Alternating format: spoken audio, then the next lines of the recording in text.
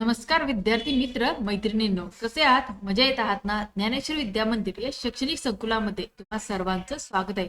विद्यार्थी मित्रांनो, तुम्ही आपल्या ज्ञानेश्वर विद्या मंदिर व स्वामी समर्थ ई लर्निंग हे युट्यूब चॅनलला सबस्क्राईब केले का?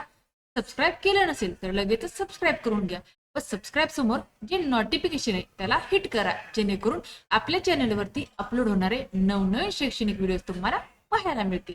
आज आपण पाहणार आहोत छत्रपती शिवाजी महाराज आणि सावळा तांडेल याची गोष्ट. काय पाहणार आहोत?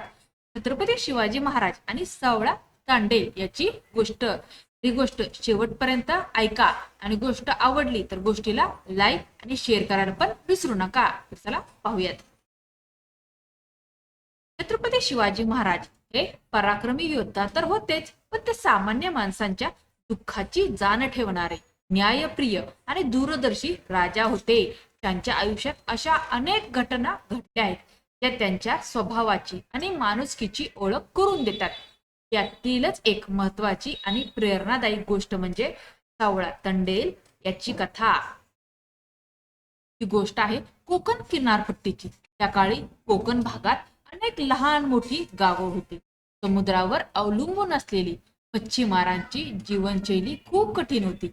याच भागात सावळा तांडेल नावाचा एक साधा प्रामाणिक कोळी राहत होता.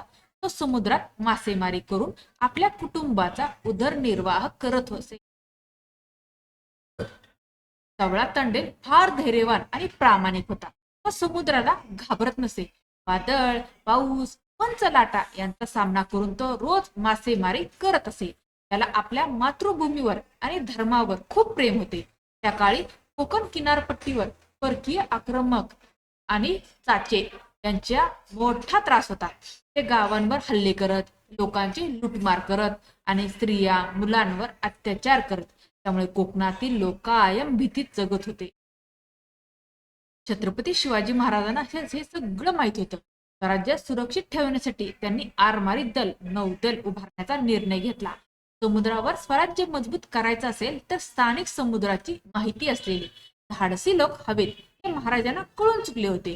याच वेळी महाराजांची भेट सावळा तांडेलशी झाली. सावळा तांडेल समुद्राजवळ आपल्या कामात गुंतलेला असताना महाराजांनी त्याला बोलावले. सुरुवातीला सावळा घाबरला. राजा आपल्याला का बोलवत असावा हा विचार त्याच्या मनात आला, पण तरीही तो धैर्याने महाराजांसमोर उभा राहिला. महाराजांनी त्याच्याशी प्रेमाने बोलायला सुरुवात केली.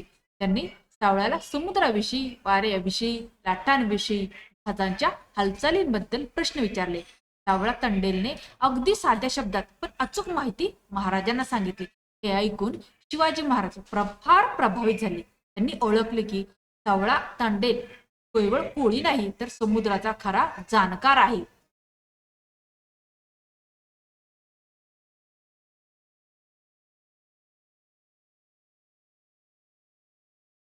महाराजांनी सावळा तांडेलला विचारलं, तू स्वराज्यासाठी काम करशील का? हे ऐकताच सावळा तांडेलच्या डोळ्यात आनंदाश्रू आले. त्याने नम्रपणे उत्तर दिलं, महाराज, माझं जीवन, माझी नौका, माझं बळ सगळं स्वराज्यासाठी आहे. त्यानंतर शिवाजी महाराजांनी सावळा तांडेलला स्वराज्याच्या आरमारात महत्वाची जबाबदारी दिली. समुद्रातील मार्ग, किनाऱ्याची रचना, सुरक्षित ठिकाणं, शत्रूंच्या हालचाली या सगळ्यांची माहिती तो महाराजांना देऊ लागला. सावळा तांडेलने आपल्या अनुभवाच्या जोरावर अनेक वेळा स्वराज्याच्या आरमाराला मदत केली. परकीय जहाजांची एजा ओळखून तो आधीच इशारा देत असे. त्यामुळे अनेक हल्ले वेळेत परतून लावता आले. एकदा मोठ्या परकीय जहाजांचा ताफा कोकण किनाऱ्याकडे येत असल्याची माहिती सावळा तांडेलला मिळाली. त्याने क्षणाचाही विलंब न करता महाराजांना कळवले. महाराजांनी लगेच आरमार सज्ज केले. समुद्रावर जोरदार लढाई झाली. स्वराज्याच्या नौकांनी परकीय जहाजांवर हल्ला केला. या लढाईत सावळा तांडेलने अतिशय धैर्याने काम केले. तो स्वतः पुढे राहून आरमाराला योग्य दिशा देत होता. अखेर शत्रूचा पराभव झाला आणि कोकण किनारपट्टी सुरक्षित झाली. या विजयामुळे शिवाजी महाराज फार आनंदी झाले. त्यांनी सावळा तांडेलचे सर्वांसमोर कौतुक केले. महाराजांनी त्याला सन्मान दिला आणि योग्य बक्षीसही दिले.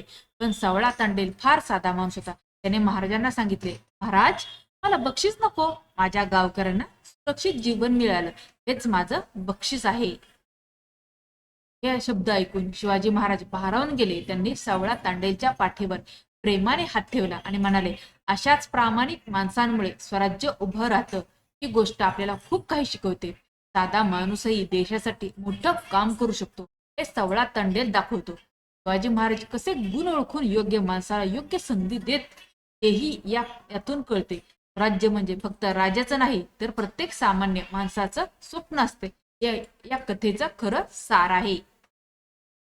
आजही सावळा तांडेलची गोष्ट आपल्याला धैर्य, निष्ठा आणि देशप्रेमाची प्रेरणा देते. जय शिवाजी, जय भवानी. अशा प्रकारे सावळा तांडेल व शिवाजी महाराज यांची कथा संपलेली आहे. तुम्हाला ही कथा आवडली का? ही कथा जर आवडली असेल तर कथेला जास्त शेअर करा. चॅनेलवर नवीन असेल चॅनेलला सबस्क्राईब करा. धन्यवाद.